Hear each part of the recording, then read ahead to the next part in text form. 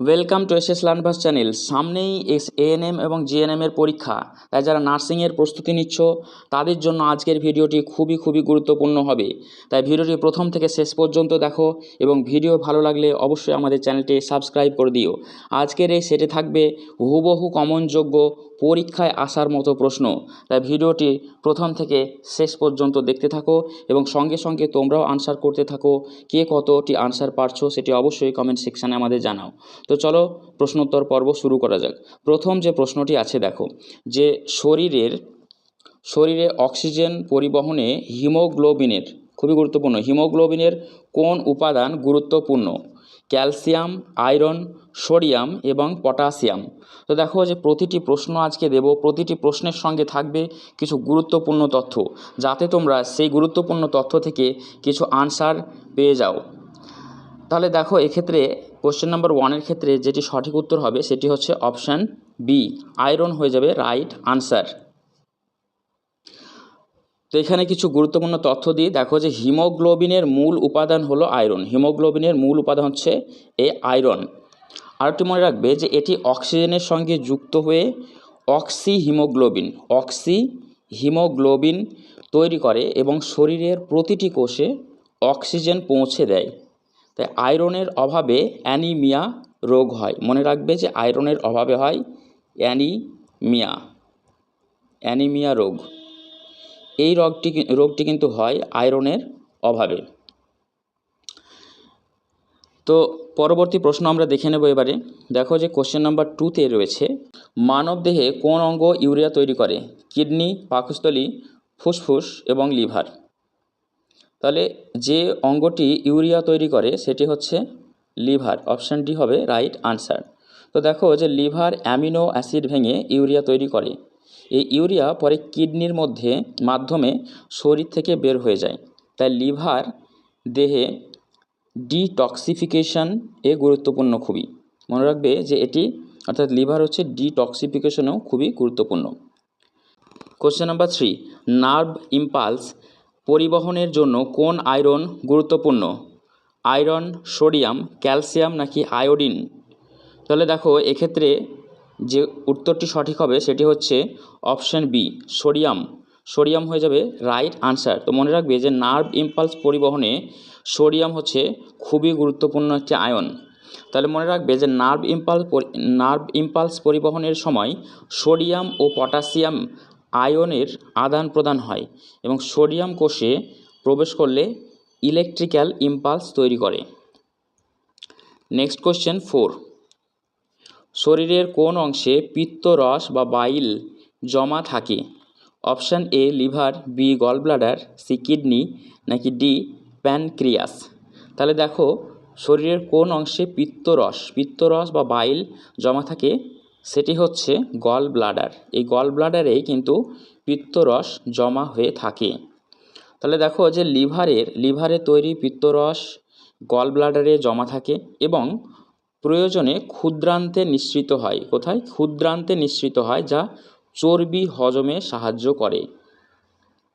এবারে দেখে নেব আমরা নেক্সট প্রশ্ন।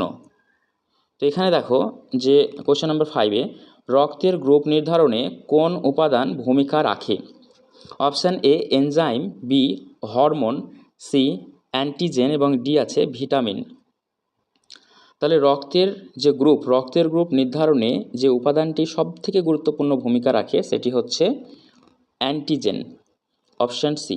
তাহলে অ্যান্টিজেন খুবই গুরুত্বপূর্ণ একটি উপাদান। তো দেখো মনে রাখবে এক্ষেত্রে যে আরবিসি, এই আরবিসি এর উপর উপস্থিত অ্যান্টিজেন সেটি হচ্ছে এ বি। উপস্থিত অ্যান্টিজেন এ এবং বি অনুযায়ী রক্তের গ্রুপ নির্ধারিত হয়। যেমন এ গ্রুপে এ অ্যান্টিজেন থাকে। নেক্সট কোশ্চেন নাম্বার 6 দেখে নাও যে কোন রোগে রক্তে প্লেটলেট কমে যায়? তাহলে অপশানগুলি দেখে নাও যে ম্যালেরিয়া, ডেঙ্গু, টাইফয়েড নাকি কলেরা। তাহলে এক্ষেত্রে সঠিক উত্তরটি হয়ে যাবে অপশান বি, অর্থাৎ ডেঙ্গু হবে সঠিক উত্তর। তো মনে রাখবে যে ডেঙ্গু ভাইরাস প্লেটলেট কমিয়ে দেয়, যার ফলে রক্তক্ষরণের ঝুঁকি বেড়ে যায়। এক্ষেত্রে কিন্তু রক্তক্ষরণের ঝুঁকি অনেকটাই বেড়ে যায়। নেক্সট কোশ্চেন দেখো 7-এ যেটি আছে সেটিতে আছে মানব দেহে কার্বন ডাই অক্সাইড প্রধানত কোন রূপে পরিবাহিত হয়? দ্রবীভূত গ্যাস, তো তারপর রয়েছে অপশান বিতে কার্বনিক অ্যাসিড, সি বাইকার্বনেট এবং ডিতে আছে অক্সি হিমোগ্লোবিন। তাহলে দেখো কোশ্চেনে বলা হয়েছে মানব দেহে কার্বন ডাইঅক্সাইড প্রধানত কোন রূপে পরিবাহিত হয়, কোন রূপে পরিবাহিত হয়? তাহলে এক্ষেত্রে উত্তর হয়ে যাবে অপশান সি বাইকার্বনেট রূপে পরিবাহিত হয়। তো মনে রাখবে যে শরীরে অধিকাংশ CO2 বাইকার্বনেট আকারে রক্তে পরিবাহিত হয়। এটি অ্যাসিড বেস ভারসাম্য বজায় রাখে। নেক্সট প্রশ্নতে আমরা চলে যাব। দেখো 8-এ থাইরয়েড হরমোনের প্রধান কাজ কি? হজম বৃদ্ধি, মেটাবলিজম নিয়ন্ত্রণ, রক্ত তৈরি এবং স্নায়ু নিয়ন্ত্রণ।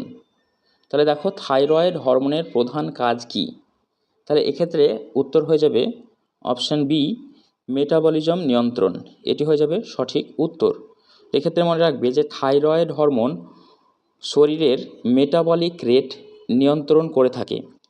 এর বেশি হলে ওজন কমে এবং কম হলে ওজন বেড়ে যায়। নেক্সট কোশ্চেন 9, কিডনির কার্যকরী একক কি? নিউরন, নেফ্রন, অ্যালভিওলাই এবং গ্লোমেরুলাস অপশানে আছে। তাহলে এর মধ্যে সঠিক উত্তরটি হয়ে যাবে নেফ্রন, অপশান বি। তাহলে কিডনির কার্যকরী একক হচ্ছে নেফ্রন। তো দেখো যে নেফ্রন হলো কিডনির কার্যকরী একক যা রক্ত ফিল্টার করে মূত্র তৈরি করে। কোশ্চেন নাম্বার 10, শরীরে পানি ভারসাম্য কে নিয়ন্ত্রণ করে? ইনসুলিন, এডিএইচ, থাইরক্সিন নাকি অ্যাড্রিনালিন? তাহলে এক্ষেত্রে দেখো 10-এর ক্ষেত্রে আনসার হয়ে যাবে এডিএইচ হয়ে যাবে রাইট আনসার। তাহলে শরীরে পানির যে ভারসাম্য সেটি নিয়ন্ত্রণ করে থাকে এডিএইচ। মনে রাখবে যে এডিএইচ কিডনিতে পানি পুনঃশোষণ বাড়িয়ে শরীরে পানির ভারসাম্য বজায় রাখে। নেক্সট কোশ্চেন 11, রক্তের প্লাজমায় প্রধান উপাদান কি? প্রোটিন, গ্লুকোজ, পানি নাকি লবণ? তাহলে 11-এর ক্ষেত্রে সঠিক উত্তরটি হয়ে যাবে অপশান সি পানি হয়ে যাবে সঠিক উত্তর। মনে রাখবে যে প্লাজমার প্রায় 90% পানি বা জল, যা পুষ্টি ও বর্জ্য পরিবহনে সাহায্য করে থাকে। কোশ্চেন নাম্বার 12, শরীরে অ্যাসিড বেস ভারসাম্য কে বজায় রাখে?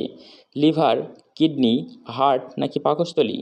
তাহলে এক্ষেত্রে সঠিক উত্তরটি হয়ে যাবে কিডনি, অপশান বি কিডনি। মনে রাখবে যে শরীরে অ্যাসিড বেস ভারসাম্য কিডনি বজায় রাখে।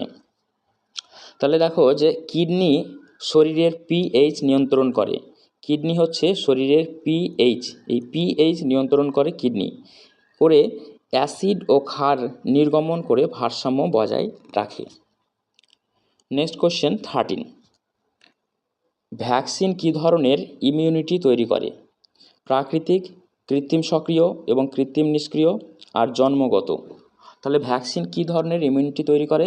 সেটি হচ্ছে কৃত্রিম সক্রিয়, অপশান বি কৃত্রিম সক্রিয়, এটি হয়ে যাবে রাইট আনসার। মনে রাখবে যে ভ্যাকসিন শরীরে অ্যান্টিবডি তৈরি করে, ফলে ভবিষ্যতে রোগ প্রতিরোধ হয়।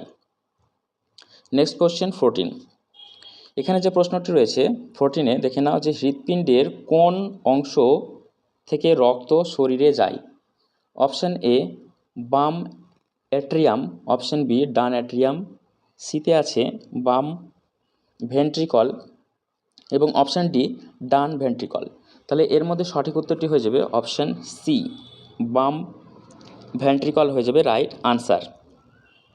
তাহলে এখানে দেখো যে বাম ভেন্ট্রিকল থেকে অক্সিজেনযুক্ত রক্ত পুরো শরীরে পাঠানো যায়।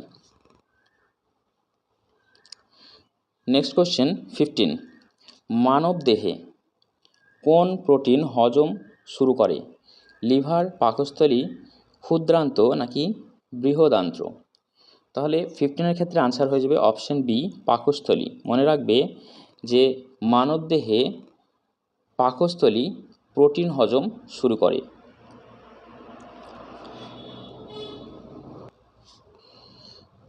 নেক্সট কোয়েশ্চেন 16 দেখো যে শ্বেত রক্তকণিকার উৎপত্তি কোথায়?